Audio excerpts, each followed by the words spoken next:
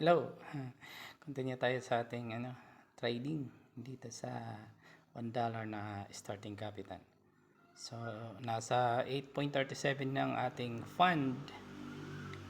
Try natin maghanap ng opportunity.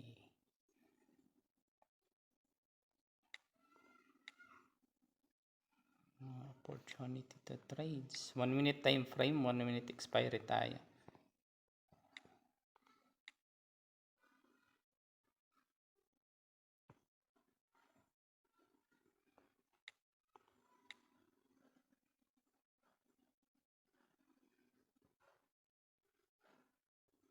Ito pwede ito dito. Dito na part. So, pag nag-touch ang price dito, magbabay tayo. So 15 minutes to go. Magbabay tayo pag nag-touch ang price dyan.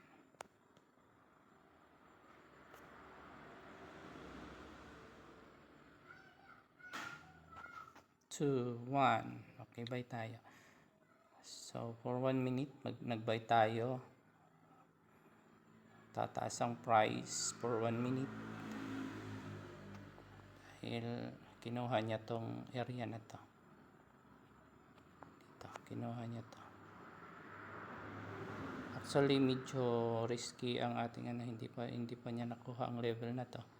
Pero tingnan natin kung manalo tayo. Dito pa lang siya, weak ang kinuha niya dito. So, supposedly nag-entry tayo sa mas mababa pa para safe, no? Pero since nag-bounce siya, kinuha niya ng so possible manalo tayo dito. 8.37. Pag natalo tayo, wala tayong magagawa.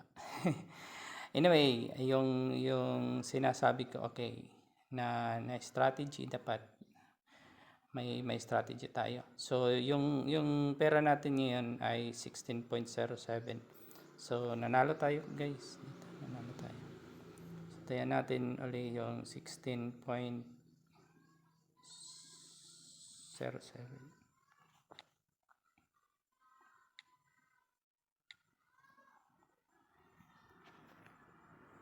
I-explain ko muna kung paano ko ginawa yan. So, ganito yan. So, nakita ko ang area na to. Ito. Ang tawag dyan ay FTR. No? FTR. Ito, mayroon pa ditong consolidation. May doji siya. So, nang mag-touch sa dito, hindi siya nag-react. So that is why take ko ang trades dito sa kanilang pangalawang touch. Possible mag-react na siya dahil may doji dito sa part na to. So yun nga, isang candlestick, saktong-sakto sa entry natin ang nag-up, then nag-down siya. So parang risky nga yung entry natin dahil medyo mataas pa. Pero anyway, okay na rin. Nanalo tayo. So 16.07 ang pera natin. So, hanap tayo muli ng opportunity.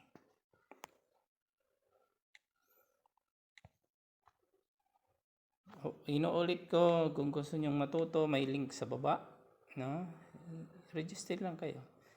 Ito guys, pwede itong i-trade dito pag tumama or umanong price dito. Sabay tayo sa 1 minute. So mga 2 to 3 candlestick pa pababa. So muna natin hintayin yun.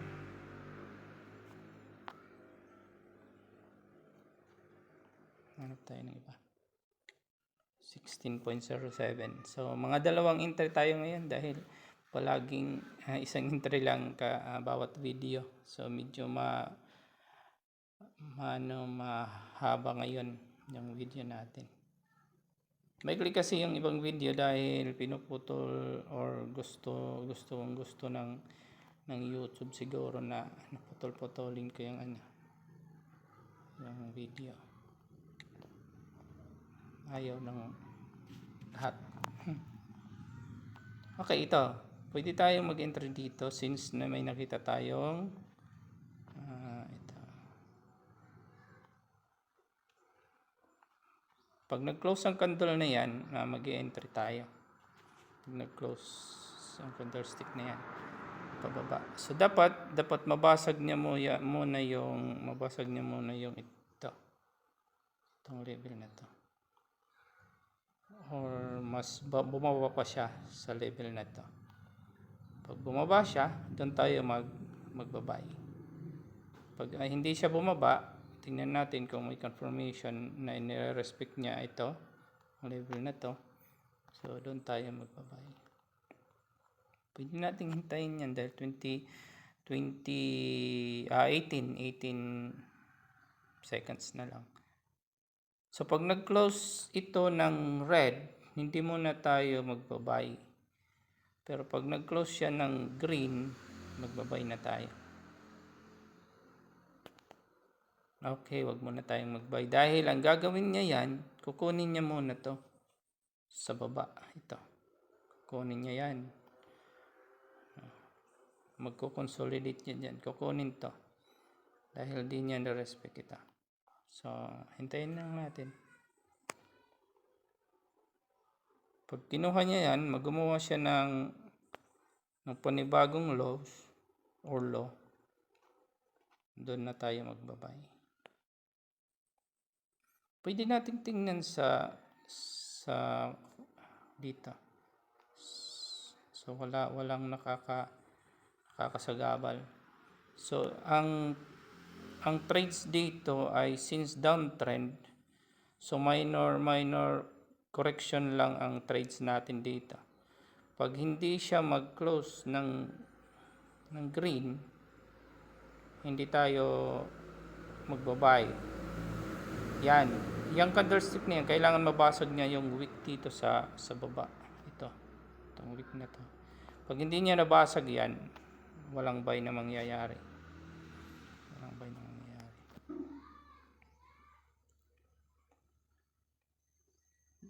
Okay, pag hintayin natin mabasag niya.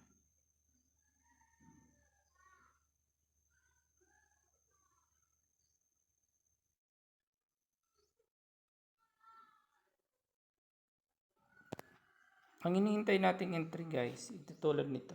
Tingnan nyo. Pure ang kanyang green, then may red na isang candle. Yun yung ano natin. Yun yung entry natin. Yun, parang nabasag na siya. So, 10 seconds to go. Mayroon tayong trades dito buy pag nag-close. 4, 3, 2, 1. Okay. Uy, bakit hindi siya nag-trigger? Nakabay na tayo. Nakabay na dapat tayo dun. Dapat nagti-trigger siya. Hindi siya agad nag-trigger, pero buy tayo. May buy tayo dahil nabasag niya yung previous low. Then magpo-bounce siya pataas sa isang candle. Pag hindi siya mag-bounce, talo tayo. Anyway, magbabounce talaga yan dahil nabasag na. Nakuha niya yung liquidity. Kumbaga liquidity grab lang ito. So nakuha na niya. So kailangan siyang mag-correct sa taas. Since 1 minute lang ang ano natin, 1 minute ang time frame natin. So nasa 14 seconds na lang. 9. Okay. Yun. 5, 4, 3, 2, 1. Okay. So panalo tayo. Yung pera natin ay na 30.85 na. So, paano ko yung ginawa? Ito, sabi ko sa inyo, hindi niya ni-respect ito. Then, pag na ganyan, kailangan niya basagin muna itong level na to. Ito, binasag niya, then doon tayo nag-buy. So, I hope naintindihan nyo yung mga explanation ko. Simple lang yan. Pag tingin nyo pa lang, sa isang movement or price action. So alam niyo na kung anong gagawin niyo. So tingnan niyo, nag-up pa siya. So kung hindi kayo naka-entry ng first candle na ano niya, mayroon pang second entry. Kung 2 minutes ang expiry nyo, panalo pa rin. Okay, hanggang dyan muna tayo. Yung pera natin ay 30.85. Okay. I hope makasama ko pa kayo sa susunod na mga video. So, hintayin natin hanggang maka-withdraw tayo. Pag umabot yan ng 100 or 100 plus, i-withdraw natin. Ipapakita ko sa inyo ang pag-withdraw para malaman natin na natotoo itong ginagawa natin. Okay, excited na bang lahat? Okay. Hanggang dito lang muna sa part 4 na to, part 4. Okay, bye-bye.